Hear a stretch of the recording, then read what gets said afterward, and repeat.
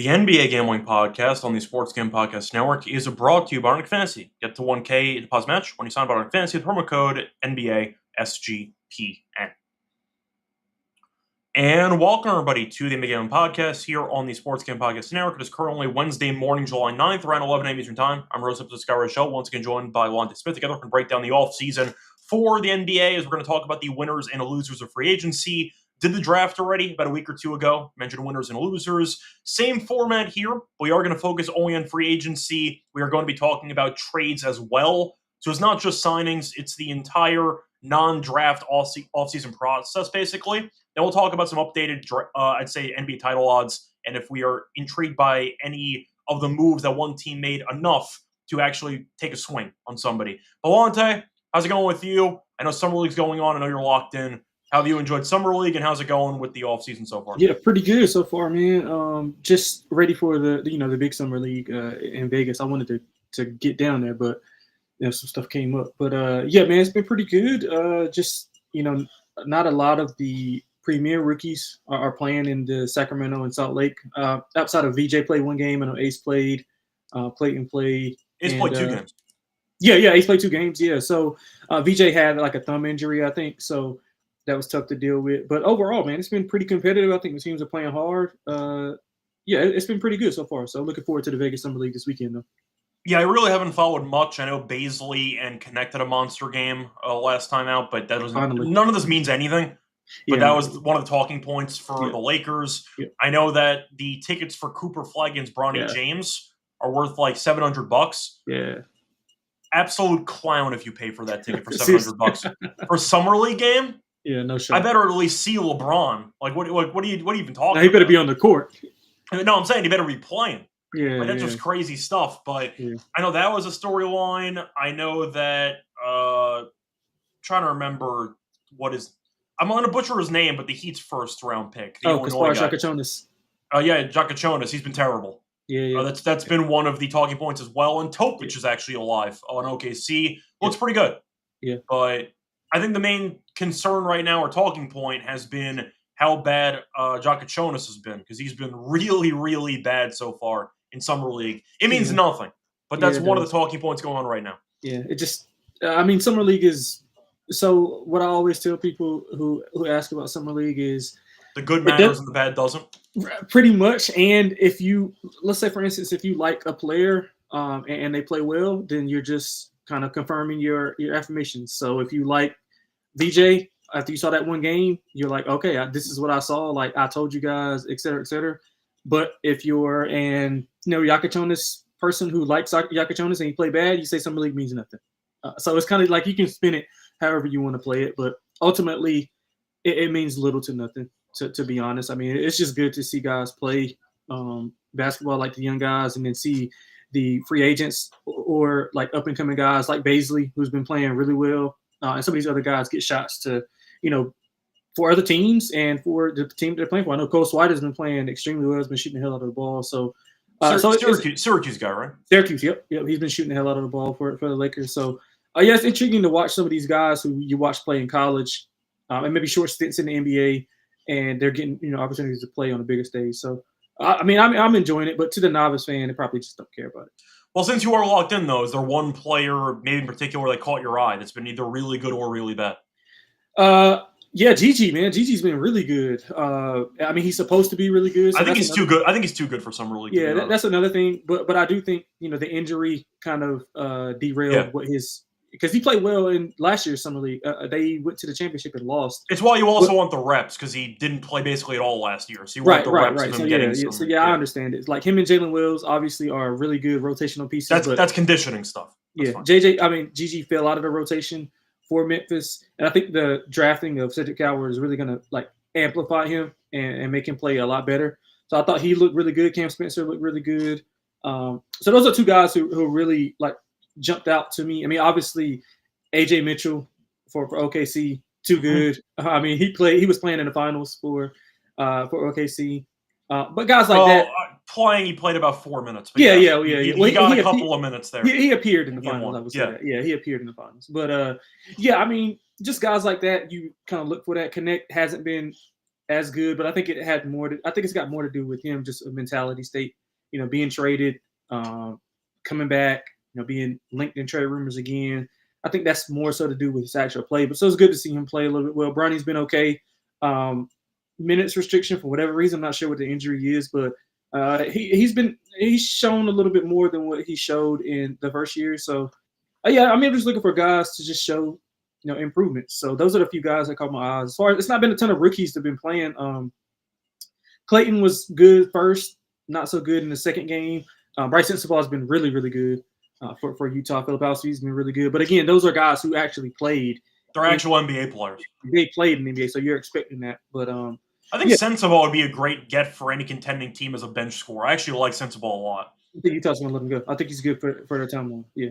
Give him a 6th or 7th man, let him play 18, 20 minutes, and he'll give you 15 points. That's why they got rid of fine with that. Yeah. That's why they got rid of us. They didn't just get rid of him. They bought him out. Yeah, so that's it. They told him to take a hike for Clarkson. But, yeah, I think my guy is going to be a pretty casual pick, but I got to mention it. It's got to be Edgecombe for the Summer League. I know he missed the second game, and I understand he's number 3 when it comes to where he was selected, so he obviously should be dominating. He looks so damn good. The athleticism, the burst, even had a couple blocks. He just had himself a great game. I think him and Maxey together is going to be a very fun, fast break offense while Embiid's waiting at the other free throw line because he can't keep up. But I think Edgecombe looked really good. So it's early. I liked him at Baylor anyway. We knew that the athleticism was there, of course, but he checked a lot of boxes early. We'll see how he does in the remainder of Summer League. If they hold him out of games late because he's too good, that might happen to Edgecombe at some point. But I like what I saw from Edgecombe in the first game that he played. Anyway, anything else from Summer League? I want to just move on into the free agency stuff. No, we can get into the free agency. All right. So before we get into the actual winners and losers of free agency, a reminder that you can find the picks and podcasts from SGPN all for free by subscribing to the SGPN feed on Spotify and Apple. And also check out the app on the App Store, SGPN app, free to download. All the picks and podcasts are updated there as well. So once again, you can check it out on the feed or on the app, all for free, to find all of our picks and podcasts here at SGPN. Anyway, time to move on into the winners and losers for free agency. We'll be nice this time. We'll go winners first. We did losers for the draft.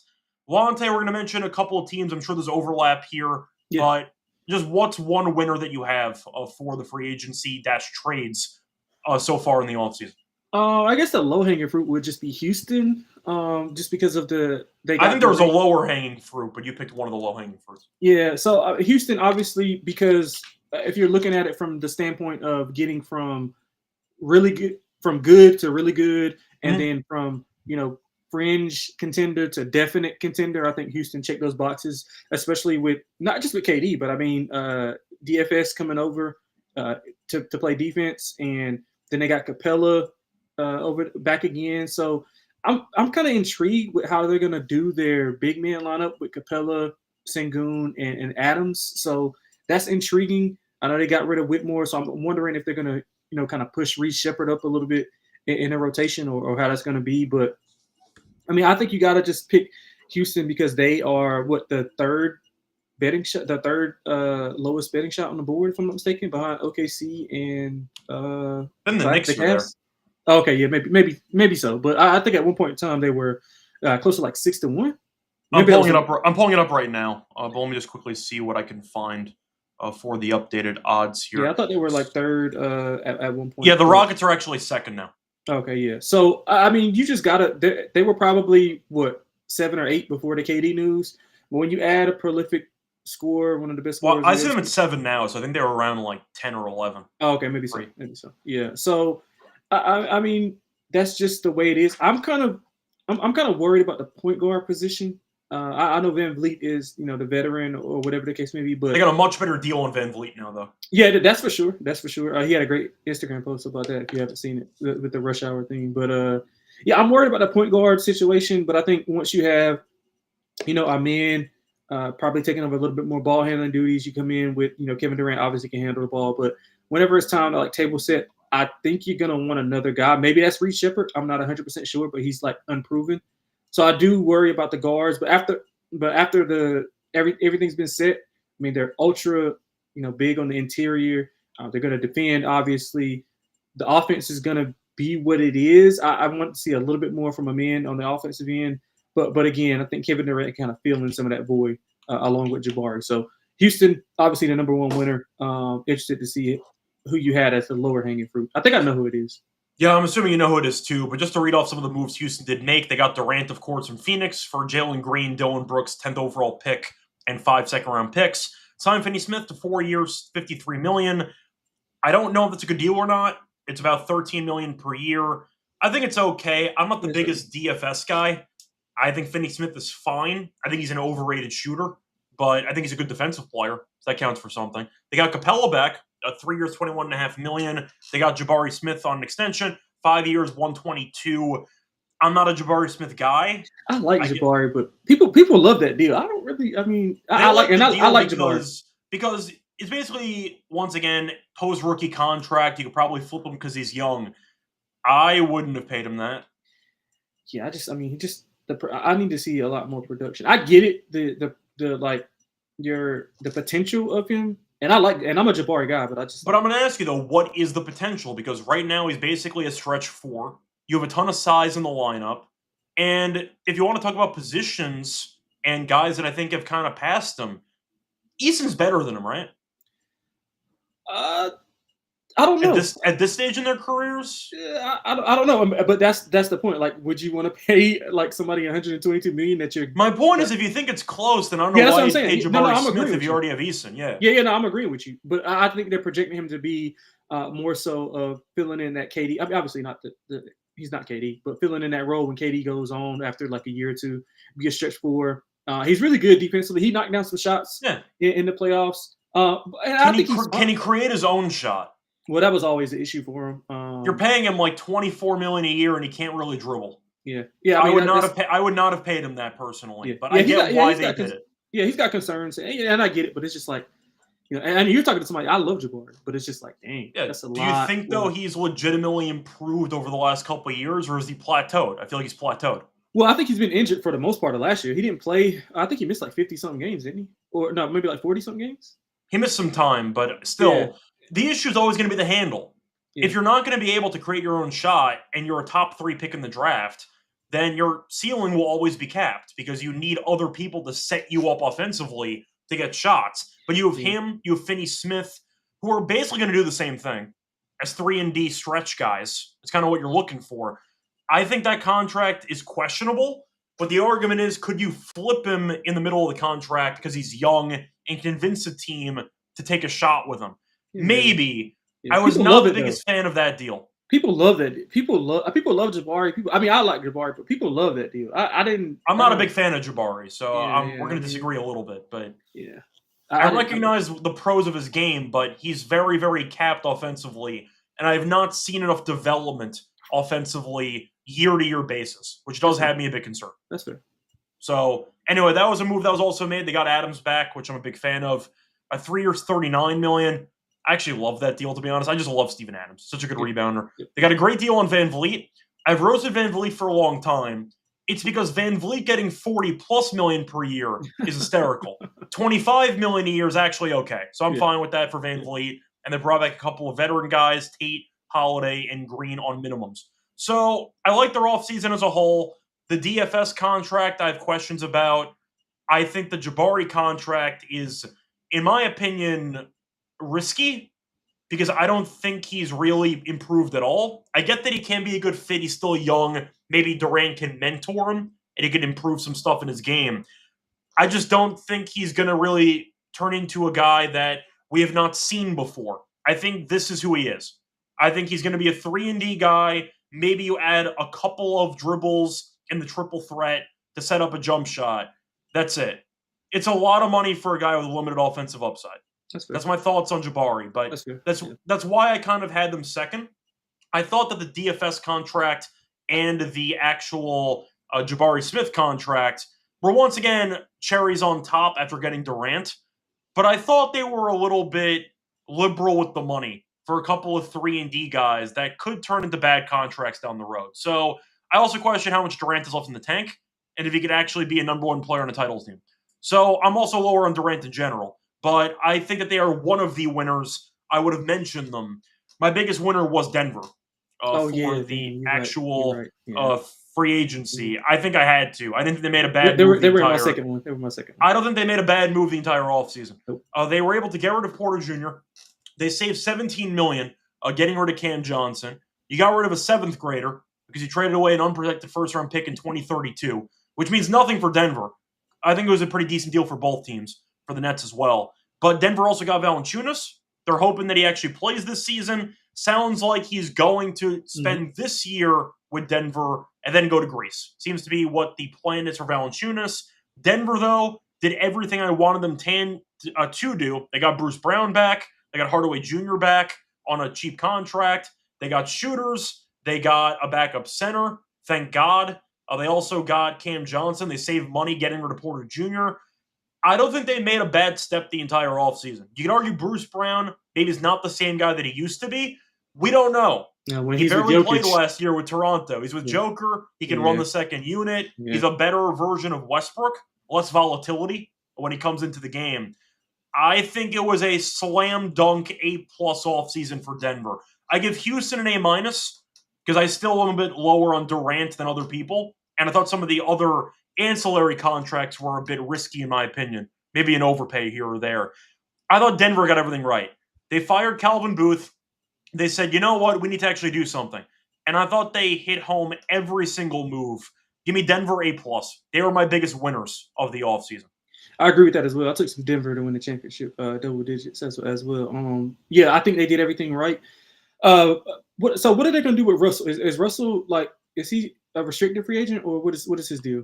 I assumed he was just gone because he opted out, and I don't remember hearing him even being linked to anybody. Okay, cool. Yeah, so I would like them to get like a backup point guard. If you want a hot take on where he goes, I'll pick Milwaukee. That's fair. Yeah, because Lillard's out for the year, or they waived him anyway because they knew that they were screwed. You have Porter Jr. as your point guard. Have fun. I can see them throwing Westbrook out there for chaos because Milwaukee's got no moves at all. Yeah, I think he'll end up on a team, but you might just let him run wild out there, and Milwaukee makes sense. Yeah, that's fair. Phoenix does too. If they, want to move off some of those other guards that they got. They're going to swap Beal for Westbrook. What could possibly go wrong? Yeah. But what I will say is the backup point guard is something that I'm kind of intrigued about because we saw Jamal Murray. I'm assuming it's Bruce Brown. Yeah, I know Bruce Brown is. He's like a utility guy. But again, or is he more of a shooting guard? Nah, shooting guard. Like they don't have outside of Jamal, and then they had Russell Westbrook who could play point guard. They don't really have, a guy who can, take care of the. Well, I mean, Joker. I guess what they're basing on. Joker can. You're going bench lineup though. They still have Pickett. Yeah, I'm not really a big fan of Pickett. I wasn't. He had a triple-double last year. Yeah. He can do something when it comes to passing. Yeah, but consistently. Even if he's not good, at least you have a guy who can actually handle to some degree. So Pickett would probably be one of the answers, but it would probably be a combo between Pickett and Brown as the backup point guard. Yeah, I want to see him get maybe a low, like Ron Rollins would probably be another guess, but I mean, I guess they just But I mean, I get it. But yeah, they did get an A for me as well. They were my second team.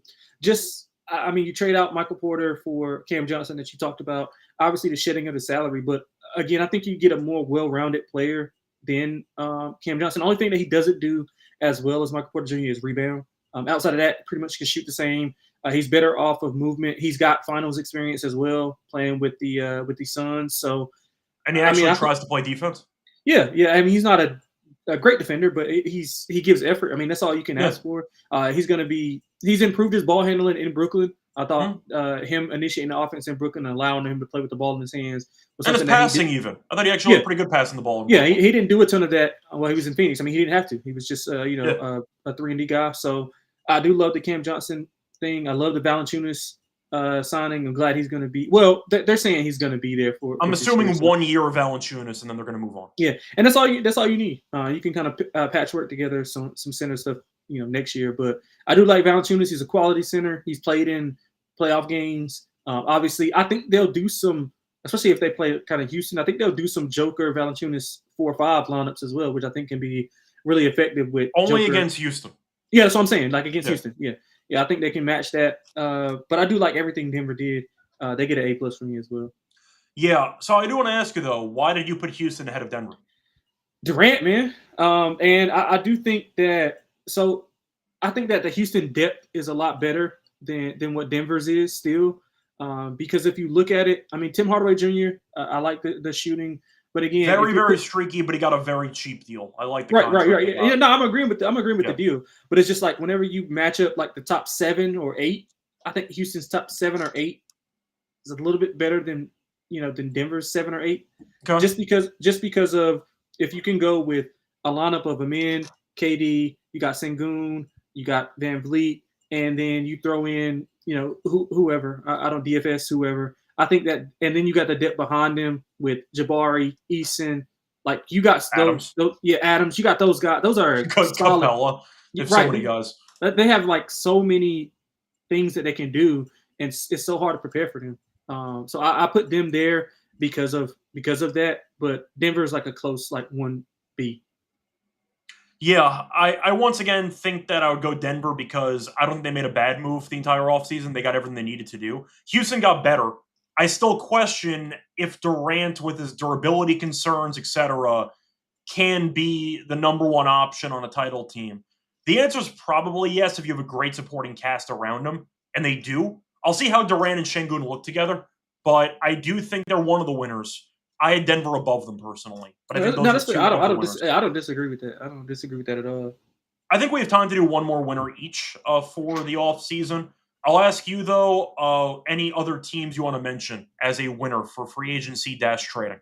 Let me see. What I was going to go – it kind of bleeds into the draft, so I don't want to say it, but who's my other winner? I wanted to say Atlanta, but there's a bit too much draft stuff in there. So yeah, that was the one. I was going to say Atlanta. Charlotte was my other one.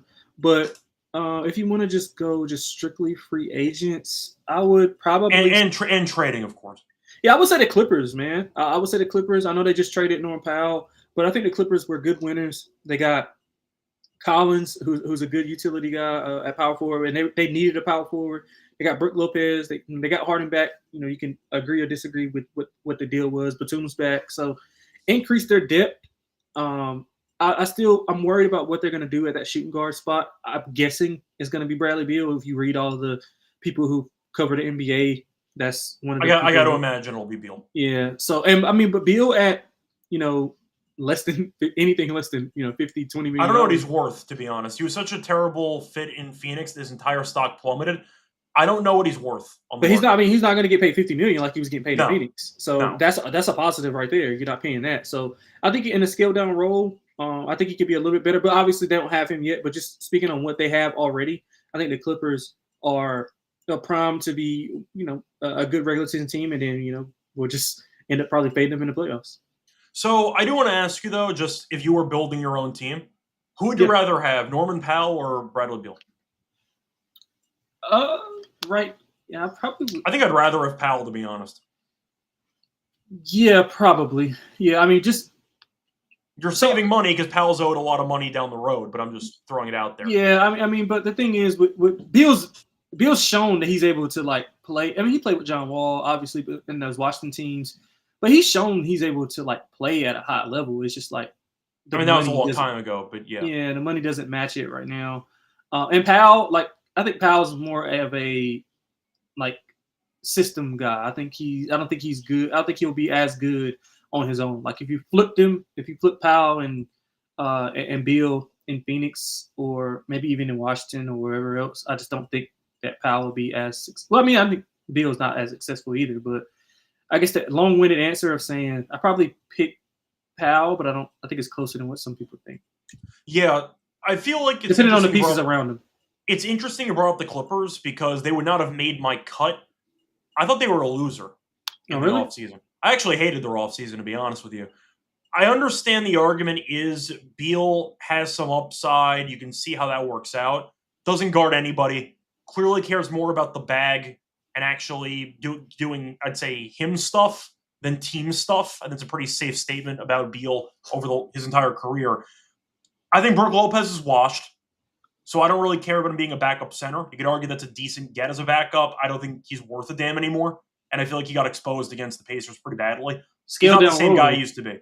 Scale down role. He won't be starting. He'll give you 20, I get it. minutes. I just don't think he's that guy anymore. I think he can't switch on pick and rolls. I think he's going to get killed. in coverage there. I just don't understand the idea of trading Norman Powell. You got rid of an expiring contract to acquire an expiring contract. I think that Norman Powell is clearly better than John Collins. Not even close. Norman Powell was a fringe all-star last year, and you shipped him off for nothing. And the argument is, well, if you get Collins here and Beal plays the same position as Powell, you're basically swapping him out while getting an asset in John Collins. The thing I don't understand is that your team flamed out in the first round in embarrassing fashion. You got blown out by 30 in basically Game 7 against Denver. You re-sign Harden to a 2-year deal. You pay him a ton of money, and then you just move around deck chairs. You get Beal, and you're probably going to get Beal instead of Powell. You get John Collins. Are they good enough to compete? Why would you extend Harden for that deal if you're going to remain a 5 seed in the Western Conference that's going to lose in the first or second round? I just don't understand what they were doing from a grand scale approach. Your team went from not being good enough to make the conference finals to not being good enough to make the conference finals. I don't think they really did anything that changes the trajectory of the team's potential for the upcoming season. And you got rid of Powell for, in my opinion, nothing for Collins, who I think Utah was trying to get rid of. You traded Powell again, expiring contract, sent him to Miami for nothing, paid Harden a bunch of money, and you got Brook Lopez, who I think is washed as a backup center. So I thought they were losers, actually. You could argue maybe they should have blown up the team. Maybe they should have been a bit more creative. I'm going to ask you, though, because you had them as a winner. Yeah. What is your upside for the Clippers? A second-round elimination? Yeah, I think so. I mean, but obviously we could say that every year. If everything clicks with Kawhi and Harden, then they're... I guess I'm wondering why you decided to keep Harden and Kawhi if you were going to basically run back the implosion of last year's playoffs, but you traded away Powell, who was probably your third best player last year. Or no, probably fourth, because Zubac was crazy. So probably they didn't want to pay him. That's simply what it was. They don't want to pay Collins either. So I don't really understand the point of what you're doing. You're going to pay Beal instead. Yeah, but they'll pay Beal less money than what they would have paid Powell. I mean, Powell probably would, push him for. Oh no, my point is you could have given Powell the expiring contract this year, flipped him at the deadline for maybe some draft picks, and gone that way. I just don't think they handled the Powell situation well because you got Beal in instead, who I don't know if he's going to be a good fit off ball with, of course, Kawhi and Harden holding the rock the entire time. I actually didn't like their offseason. I feel like they didn't actually improve enough to move the needle. I feel like they just moved around some pieces to be in the exact same spot they were in last year. Yeah, that's fair. Am I missing something? No, I mean, that's fair. I like the depth, and I'm banking on them being obviously healthier. And then once they get healthy, they'll have more depth. I'm a little bit higher on Brook Lopez in a scale down role than you are. Obviously higher on Collins. I mean, Collins was really good pre-injury last year. Yeah. But I just find it weird they chose to ship Powell out. They got a power forward back when Zubac was crazy last year. Yeah. Is it because you don't want to use Kawhi at the power forward spot anymore? I mean, you probably know that Kawhi is going to miss some time, and this also allows you to slide Collins in there, and obviously it's going to be a drop off. But Collins has been on teams who have won and who he's contributed to winning, so he can fill in and be a traditional power forward. He made the conference finals one time. Yeah, they went to the conference finals, and then That's all I remember from his entire playoff They flamed out the last year. Yeah. But he was good in Atlanta. And I think that he just allows them a lot more grace period for Kawhi with not a ton of a drop-off. Because you don't want to play Batum those minutes for that longer stretch. Because Kawhi's going to miss, 30 games, 25 They're games? They're going to intentionally sit him for about 30-plus games. Right, and I think with Collins, you have somebody you can slide in and be okay during that stretch. I get it. I was just kind of hoping, in my opinion, for the winner section, I wanted more needle movers. I feel like the Clippers are back to where they started, but they just moved around some pieces. Yeah. I mean, I was gonna say Atlanta and Charlotte, but I mean, those you can throw Charlotte in there. That's fine. But those are more like draft stuff, and then other stuff that we already talked about. So I didn't want to regurgitate it. We can group those though. Atlanta and Charlotte. Yeah, Atlanta would be great off seasons, or including draft there with them. Yeah, Atlanta A+. I'll mention one more winner. Which I'm not going to spend too much time on because we have losers to talk about. I got to mention Boston. You like Boston? I actually thought they had a great offseason. Not because they got any better in terms of immediate upcoming season stuff, because Tatum's dead. They didn't have a choice. The fact that they were able to get off the Drew Holiday contracts and the Porzingis contracts to get under basically the double apron, and they somehow got Anthony Simons back.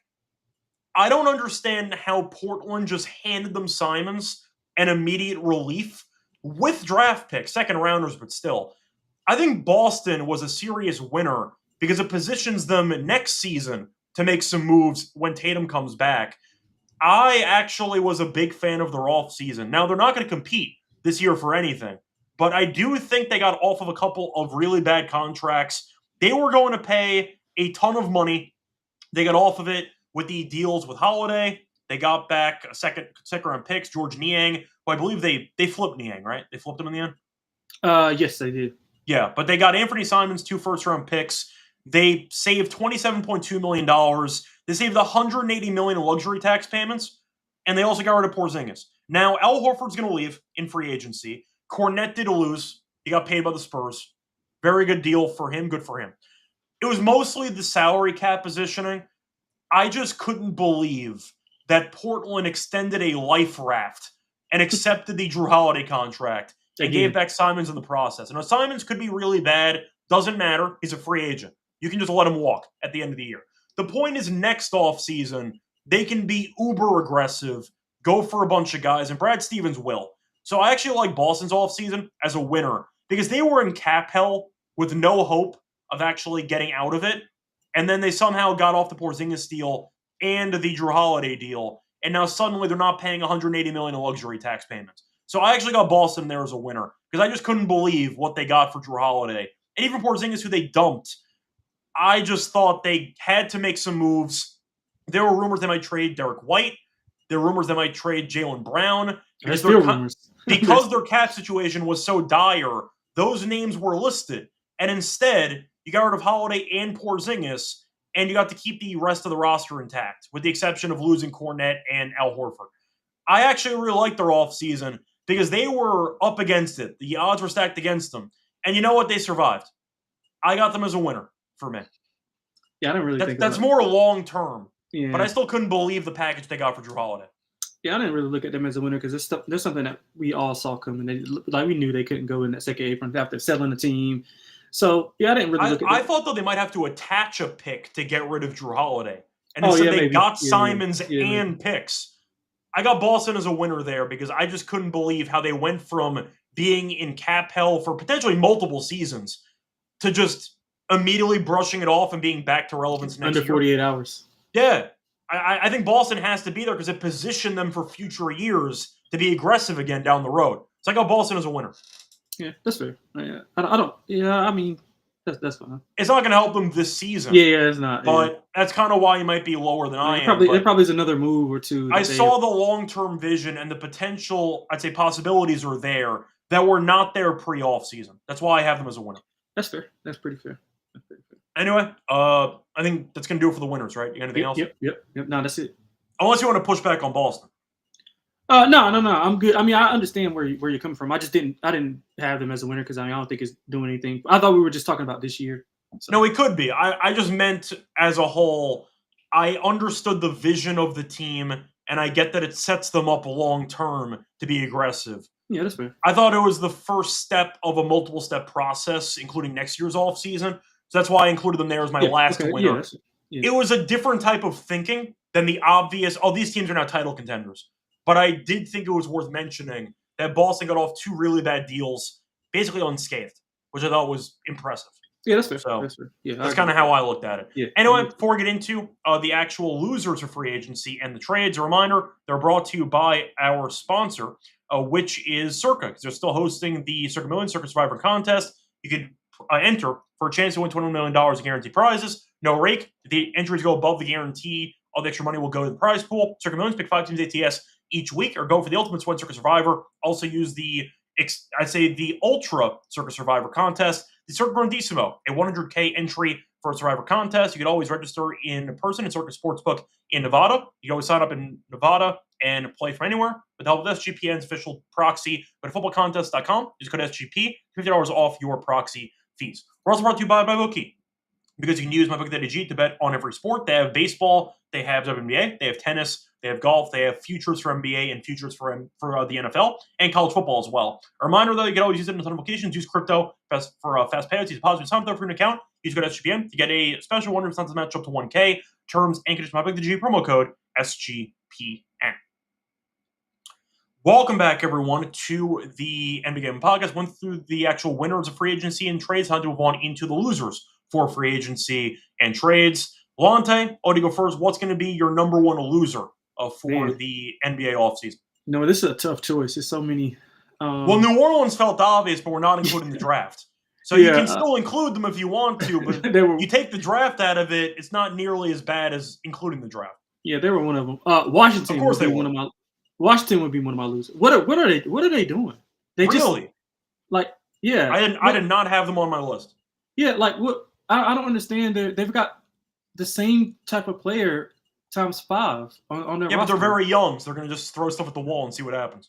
Yeah, I mean, I get it, but it's just like you were like. I mean, I understand it's a process, but at least you want to build out to make it look like something. They got like 6 of the same player, and they got no bigs.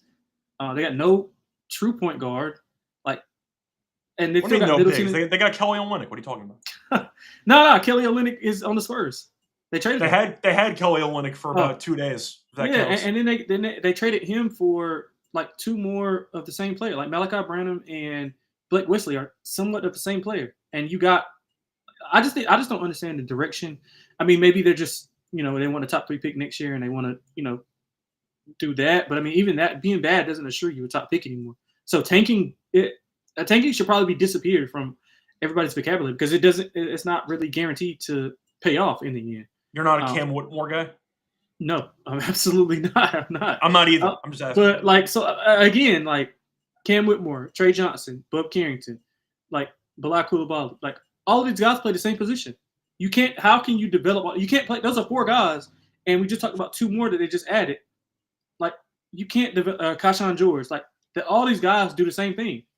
So how can you develop all of these guys at one time on one roster? So unless they're not done making moves, and I like their front office, I just don't know what they're doing totally right now. There's actually one thing about the Wizards front office, though.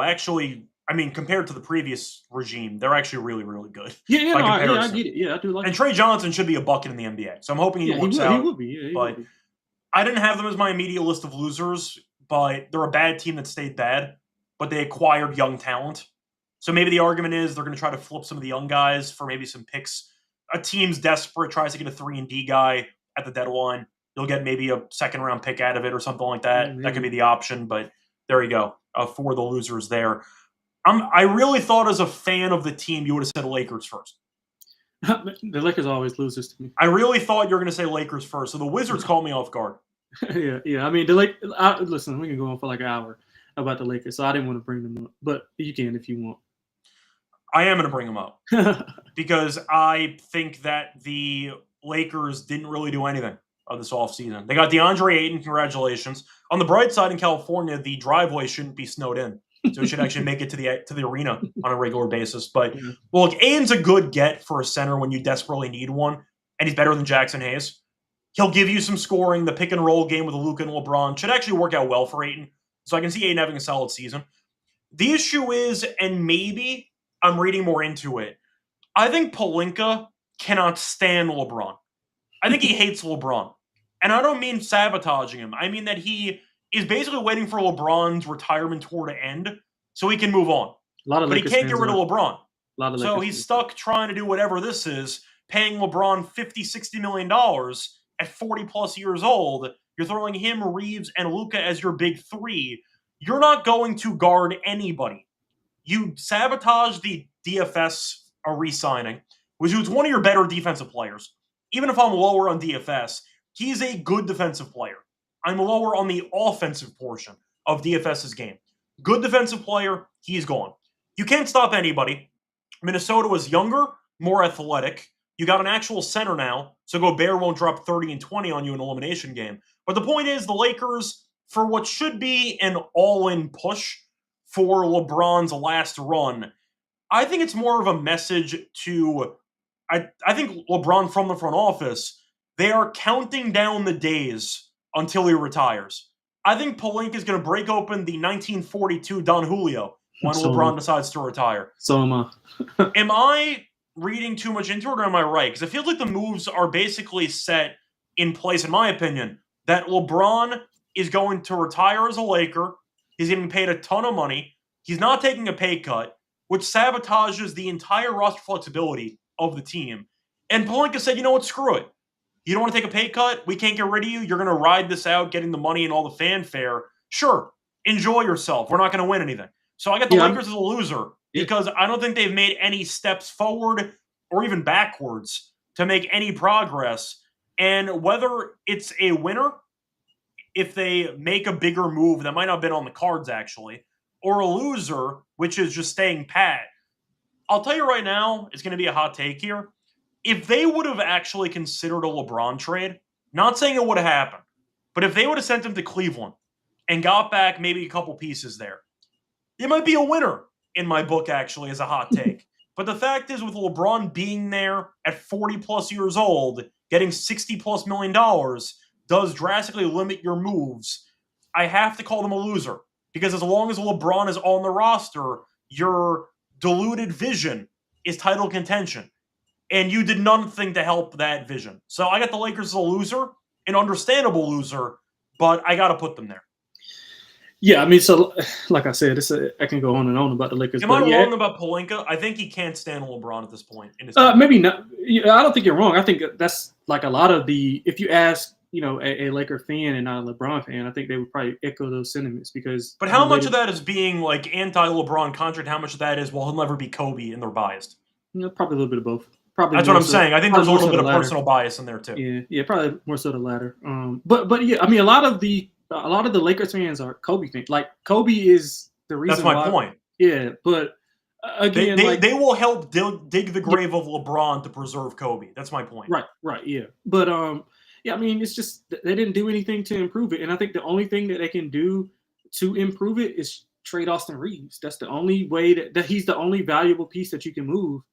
He's got a great contract, good player, ascending player. I don't want to trade him, but I mean, if you were looking, I guess that's the question though: is you didn't trade Reeves because you're already preparing for life without LeBron, right? And I feel like the part the Lakers. Sorry to interrupt you because you're the fan of the team.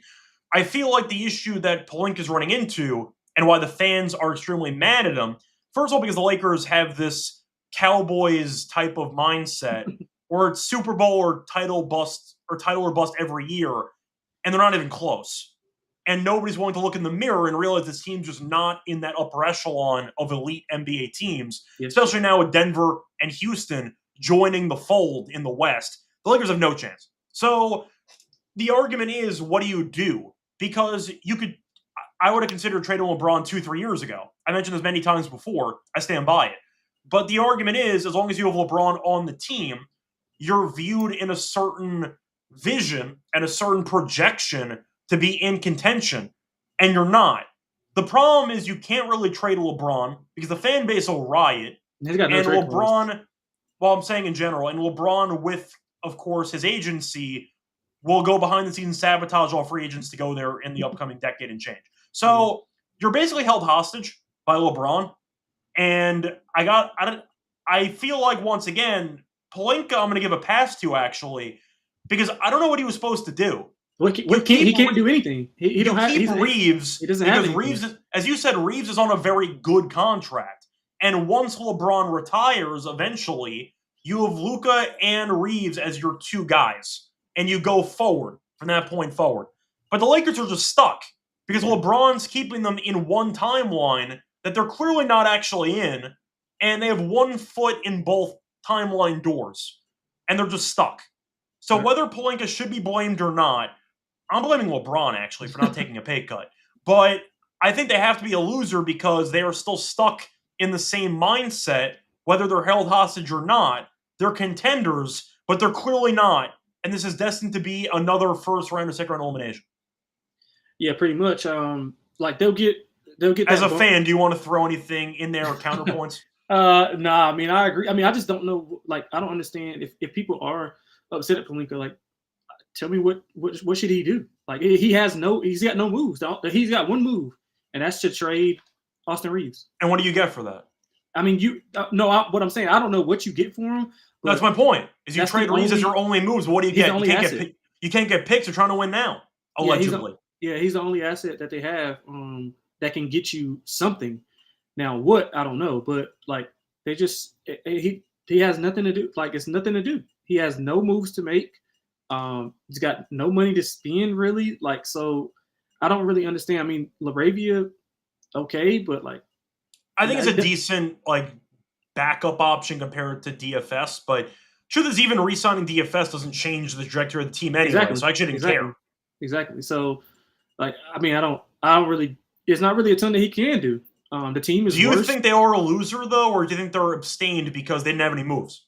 I think about the same. I mean, I don't think they'll be a top 4 seed. I think they'll be probably around like 5 or 6. But I mean, that doesn't make them a loser. I think they'll be better with Luka having a full season, full summer, obviously coming back. Mm-hmm. I think he'll have a monster season. But again, I don't think the pieces around him are good enough. But I mean, we've seen Luka do it with worse pieces. So I'm not putting it past them. But again, I mean, just overall, I don't think that they improved at all. I wouldn't have them as a loser, just like side to side, just regular. They didn't move anything. Yeah, maybe it's because people had some expectations that they would be a bit more aggressive, and I understand maybe their hands were tied. I do think a big reason for that, people are going to blame Pelinka. I'm straight up blaming LeBron. LeBron decided years ago that he was going to care more about the actual money and the comfort of playing with his son in LA and living in LA and doing Hollywood project executive producer stuff. And that's why he had the quote saying their ring culture and all that stuff. It's because he switched priorities. He stopped trying to ring chase, started trying to wealth accumulate, basically. And he's providing this type of basically illusion to Lakers fans that we are still competitive. And if we're not, blame Pelinka. It's not my fault. I wanted to make some moves. Don't blame me. It's LeBron's fault. Whether you accept it or not, that's between you and, once again, reality. But they're going to blame Pelinka because LeBron's fans will never accept any responsibility for causing the shitstorm that they built themselves. LeBron did this. And I'm not going to blame Pelinka for it. But I do think the Lakers are going to be viewed as a loser because realistic expectations has them losing the first round and second round again. But according to ESPN, mainstream media, etc., anything besides a conference finals appearance is a failure, and they're not getting to the conference finals. So I got them as a loser. Not with this roster. Yeah, not with this roster.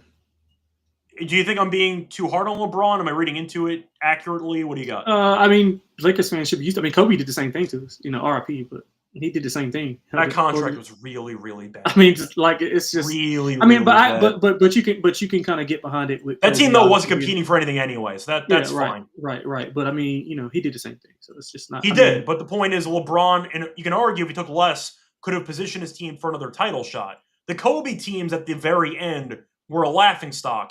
And he said, if we're going to suck anyway, give me $30+ million a year. Yeah, but he could have not done that and then been a little bit more competitive.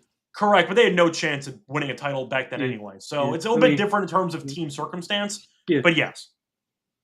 Yeah, I mean, the LeBron thing is, I mean, he is what he is.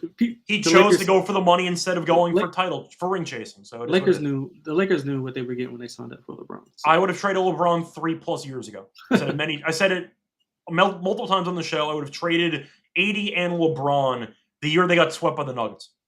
Once they got swept by the Nuggets in the conference finals, I would have blown it up. What was the point? And we've seen right now there is no point. So you just wasted about 3-4 years. Yeah, pretty much. There you go. Do you want to ask you though for your second loser? Any other teams you want to mention? Second loser. He said no Pelicans because we talked about them already. We could do what we did last time, which is rope in the Pelicans with. Yeah, I mean they're just. I mean it's too easy. I mean just with the draft. They're the low hanging fruit. Joe Dumars is the worst GM in the league, and he's had the job for about a month. Yeah, I'll got one for you. Let's go Pacers. I think the Pacers were big losers, obviously with the Miles Turner thing. They did get Jay Huff as a replacement, I guess, but I just think not paying Miles Turner is one of the biggest like shockers, of course, of the NBA offseason. Do you believe the president of the basketball operations, though? What happened? What did he say? I didn't see it. He said a couple days ago that they were willing to go into the luxury tax to get Turner, but Turner's agent just signed the deal with Milwaukee and they left. According to him, I don't know if it's true or not, but according to him, Turner signed the deal, didn't give Indiana a chance to match, and he left. That's according to what the guy said. I don't know if it's true or not. That's what he said. I didn't hear about that, but I think that just losing a cornerstone like that, especially when you obviously know you're not going to contend without Halliburton, and it's going to take him at least a year and a half to kind of get back to even being close to what he was. So I do think that they're a loser because their window just shrunk a little bit more because now you're going to look for a Jarris Walker to kind of step up. And I like Jarris Walker. And you look for him to step up, and then they're going to piece that thing together. But again, with a pillar like Miles Turner, losing him for what? Miles Turner, Tony Bradley season? North Carolina legend. Tony Just saying, shout out to Tony Bradley. You came up off the bench a couple of times in that Knicks series for no reason. Yeah, I forgot he was still in the league. What you lost him for, what extra $10 million? I mean, come on. So I think just not being able to spend and give your franchise, they went to the finals for the first time in 25 years. He's been there. He was the longest tenured Pacer, paid his dues. Just give him the money. You obviously not. You're not spending the money on anybody else. What are you spending the money on? You know what I'm saying? That's true. Yeah. So I think they were one of my losers as well. Yeah. So I think one of the losers I have to mention, even though I know they made some strides last year. Actually, let me just quickly see if this team did anything this entire offseason. All right, I was torn between two. I got to do it. Give me Sacramento as a loser. I don't know what the hell the Kings are doing. Now, I know this team is a fringe play-in team every year, and I had another team which I can group them into. It was the Bulls as well. Kind of a similar team, but I'll go with the Kings instead because the main core of that team is older. And at least you're looking at the Bulls with Giddey and Kobe White. They're still younger players. I don't know why Vucevic is still there, but they still have some younger players. For the Kings, their entire offseason, they still have DeRozan. They still have LaVine. They signed Schroeder to a 3-year deal worth $45 million. They traded Valanciunas for Saric, which is basically just flipping bad contracts, but I'd rather have Valanciunas than Saric. And they signed Drew Eubanks. What the hell is Sacramento doing? How do you still have DeRozan and LaVine on your roster? Even Sabonis on your roster. What are you even trying to do? You paid Schroeder $15 million per year. Shouldn't you be nuking the team? I don't understand what the Kings are doing. They just decided we made the play-in. We're going to run it back. We're going to try to be a play-in team again. But I don't understand how Sabonis and DeRozan and LaVine, the big three, are all still on the same team. And you went out of your way to sign Schroeder to a decent contract. I have to put them as a loser because what the hell are you doing? This is the most obvious nuke it franchise imaginable with this current roster. And you're the opposite. You bought. You got Eubanks and Schroeder. I got to put the Kings as a loser. I don't know what they're doing. Yeah, me either. I do love their draft pick of Nick Clifford, though. Love that. I think he's a great option. I just don't get, once again, free agency-wise, how you keep this veteran core of nothingness without trying to flip anybody.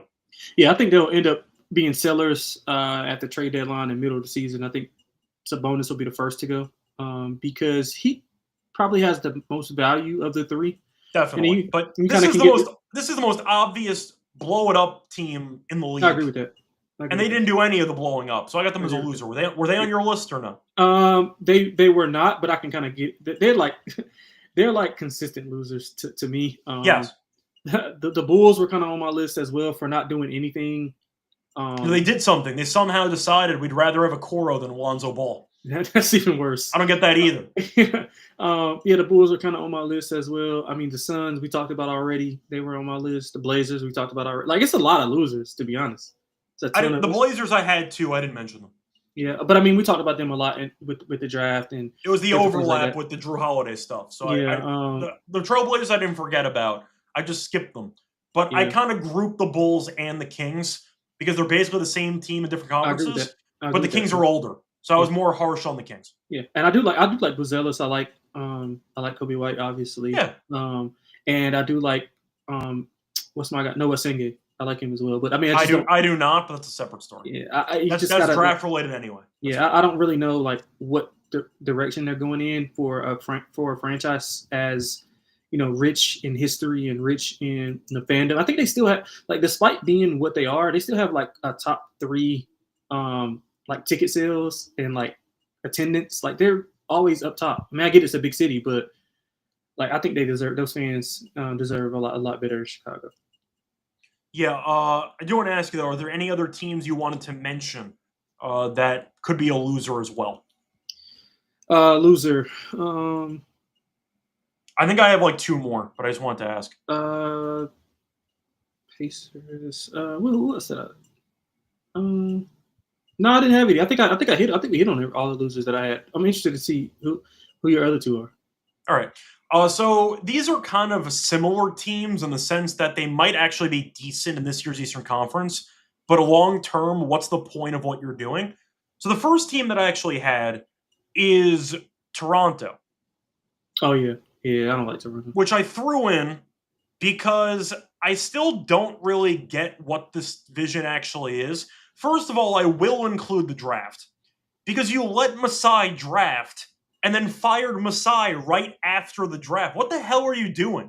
How do you let the president of basketball operations do a draft and then fire him a couple days later? Why was he on the call for the draft? Like, I don't get that entire element too. You gave Brandon Ingram an extension. You're still paying Quickly. You're still paying Barrett. I don't get what the hell this team's direction is. Am I missing something? No, I don't think so. I just think that they're going to package up some of those pieces. I mean, I didn't get their roster as well. I actually like the Ingram signing, to be honest with you. The argument is you might be able to flip them, but actually they extended them a couple of months ago. Actually, so take it back. I don't like the Pirtle deal. The Pirtle deal is also one thing I wanted to mention too. So I might have accidentally said Ingram instead of Pirtle. Yeah, the point is, that's horrible. Maybe it's not a real off-season thing, and it's more of just what the collection of moves have been over the last couple of years. I just can't believe Toronto's going to run it with this roster. I thought they were going to at least try to flip one guy. You saw Barrett being linked. You saw Quickly being linked. Insane contracts for everybody on the team. Yeah. And they just said, you know what? Pirtle, we'll pay you too. I'm like, what? Excuse me? Huh? Yeah. They what are you paying? Like, you're paying the super luxury to be the 7th seed in the Eastern Conference? Like, what? Right. That's what I'm saying. Like, for their payroll, their payroll is of a top 5, top 4 team, and they're just not that. They're not even that in their conference. Yeah, they're not. So that's horrible. I agree. I do agree with that. I want to quickly see the Pirtle contract though, because that might not have been an immediate off-season. Was that an extension? I believe it was. I think 105. 4 years, $104 million. That's horrible. I would not pay. I like Pirtle. No rim. He doesn't even play. He doesn't play. He's injured a lot too. Yeah. But 4 years, $104 million for a center when you're already overpaying 3 other people on your roster is probably not the move you want to go with. So I got Toronto up there too. I had to mention the draft because you let a guy in charge of your basketball operations draft and then fire him a week after the draft, which makes no sense at all. So Toronto, I got to mention as a loser there. I went for a bolder choice, but I did pick it. I got Miami. Oh, I like Miami. Actually. No, the thing is, Miami got a very good deal for Powell because they gave up nothing in the trade. They got Norman Powell. The problem is, maybe it's just personal bias and subjectivity. I hated the direction they chose to go in. We know Pat Riley never wants to rebuild ever because he's too old. He doesn't have time to sit through a rebuild. I think Miami right now is still rearranging deck chairs. They've been in the same spot for the last 10 years. The issue is right now your best 2 players are Tyler Hero, who's owed a massive extension, and Bam Adebayo, who I think we'd agree regressed last year. If those are your 2 best players, you're a play-in team, or in a weak Eastern Conference, a second-round elimination team. So you acquired Norman Powell for nothing. Are you going to pay Norman Powell? I don't know. You acquired an expiring contract you might have to pay serious money to because he was a fringe all-star last year. I just don't understand the direction Miami's going in, which is trying to remain competitive without actually being seriously competitive. They're better than the Bulls. They're better than the Kings. But it's a similar argument. If you're not good enough to be serious inner circle contenders, then what's the point of any moves you're doing? Yeah, I agree with that. You're just staying in the same spot. You're in purgatory, and you're voluntarily staying in purgatory. They should have blown up the team a year or two ago. Your one serious run was Jimmy Butler carrying your team from the play-in. You've been a play-in team every year for the last 4 years. What are we doing here? Yeah. You have to nuke your team at this point. Hero and Bam cannot be your number one and your number two options, and you're owing Hero a ton of money in the future. I hated their offseason. I loved what they got in the Powell trade because they got handed Norm Powell on a platter. The question is, will they actually flip Powell midseason or will they give him an extension? I think they're going to extend him. I would flip him. I think the Heat should start from basically ground zero. I think they should blow it all up, start from scratch, go from there. They're not going to do that. And that's why I have them as a loser, because I do think Miami with Pat Riley is stuck in the win now mode, which is clearly not there. That's why I got them as a loser. Yeah, they're definitely not in win now mode. They in their mindset, they are. Yeah, I do like the Powell thing. I like the Davion Mitchell signing. Yeah, they got handed a fringe all-star on a platter. I'm aware the Powell trade was great in principle, but for the vision of the team, I'm extremely anti the Pat Riley vision, which has taken you to the play-in 4 years in a row. Yeah, and he said there was going to be changes, and it does not. Maybe no, they're doing the same thing they always do. They're the same team. So, I don't think, like you said, I don't think it made them better. I think they got better. I think Powell makes them better, but I still think they're like 6. It might be a 6 seed. Yeah, they'll lose anyway. 6 to 8. I don't think they're anything above that. So yeah. But once again, I don't think they're as big of a loser as the other teams I mentioned before. Yeah, but I wanted to mention Miami because some teams do the the Nets did the opposite. The Nets had a ton of free agency cap space, did none of it because why would you want to overpay for Kuminga? You had no free agents that were available worth a damn. And said, you know what, we're going to suck. We know we're not very good. We're going to intentionally tank. We'll go for the insane draft class, go for there. And at least you have a vision. And it's not really like warped. I get what they're trying to do. They're going to be really bad for the next couple of years, but I get what they're trying to do. Miami's been doing the same thing for 4 years in a row, like Chicago. Will be in the play-in. We'll try to randomly hit, I'd say, gold by making the finals somehow, except Jimmy Butler's not there anymore. And you don't have a number one option. So Norman Powell doesn't actually do anything for the grand scheme of your team's approach besides getting you a worse draft pick as you lose in the first or second round. Agreed. So that's why I have them in there as well. Biggest loser, though, for me, we mentioned a bunch of teams. It's a lot of losers. Bunch of teams. It's a lot. I do not have the Nets on there, though, because at least they acknowledge they're tanking. Yeah, I mean, they're not paying anybody anything besides Porter Jr., who's going to be expiring. They might the difference between the bad teams, like the reason I put Washington, because we don't know what direction are they going to. They can't develop all of those players at one time. The Nets have a direction. They know they're going to be bad.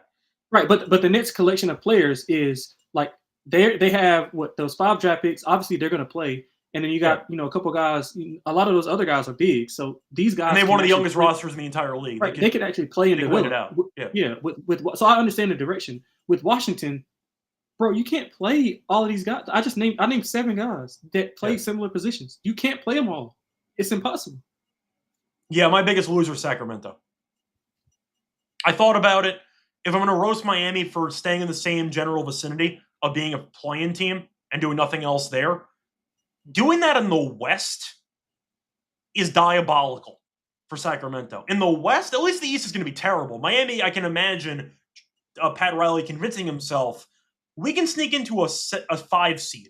Will it happen? Probably not. But I can see where they're coming from because the East should be terrible. Yeah. The West? Really?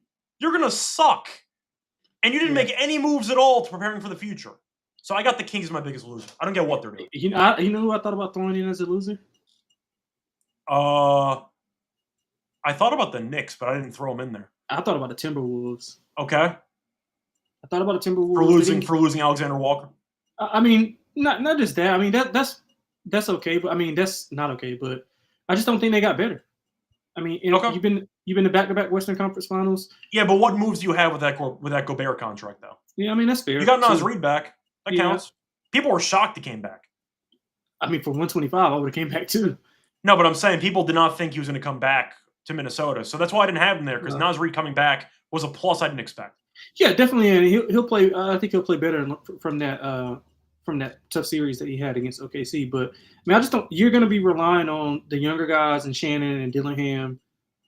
And I mean, I hope they hit. I was really high on both of those guys. But again, in a Western Conference where Houston got better, OKC is what they are. They are what they are. You got, Denver being better. Like all of these teams got better, and you pretty much stayed the same, or maybe got slightly worse. Well, that's what the Lakers did. So I would criticize the Lakers too. Yeah. They had less moves to work with, but that's the same situation. Yeah. I agree with you being. I just didn't want to bring the Lakers up because I probably can talk a whole hour about it. That's a LeBron conversation people don't want to have, but yes. Yeah. So yeah, I mean, I thought about putting Minnesota up there as one of those teams, but I mean, Conley's a year older. Like, then like it's just not I mean, Rudy is what he is. Like the Randall contract. I just think that Rudy contract hampers so much of what they actually can do that I kind of give them a pass in a way. That's fair. I was just shocked they got Naz Reid back. I was shocked. So that's why they got taken off the loser list for me. But yeah, I got the Kings my biggest loser. Who's yours? Washington? Phoenix. Yeah, I would say Washington. I would say Washington. We're over an hour already. We didn't really talk Phoenix much. Yeah, do you want to briefly just give the elevator? We talked about. I mean, I just don't know. I don't know what they're doing as well. I mean, they're buying out Bradley Beal to still be bad, which makes no sense anyway. And that's the same situation that Milwaukee was in. Just like Milwaukee's a playoff team at least. No. I'm saying like as far as the buyout thing.